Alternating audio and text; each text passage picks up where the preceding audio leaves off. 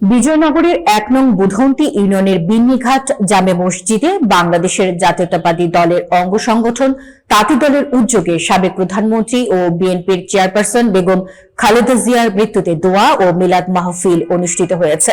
ব্রাহ্মণবাড়িয়া থেকে মোহাম্মদ সাদেকুল ইসলামের তথ্যচিত্রে বিস্তারিত।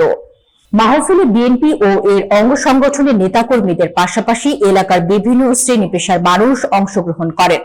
বক্তারা বলেন, বেগম খালেদা জিয়া ছিলেন দেশের গণতন্ত্রের অগ্রদূত ও আপোষহীন নেত্রী।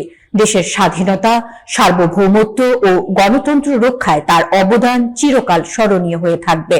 দোয়া মাহফিলে মরহুমার বিদেহী আত্মার মাগফিরাত ও জান্নাতুল ফেরদৌস কামনা করা হয়। দোয়ার পর বেগম খালেদা জিয়ার কর্মময় জীবন ও রাজনৈতিক সংগ্রাম নিয়ে সংক্ষিপ্ত আলোচনা অনুষ্ঠিত হয়। বক্তারা তার আদর্শ অনুসরণ করে দেশের গণতন্ত্র রক্ষায় ঐক্যবদ্ধভাবে কাজ করার আহ্বান জানান।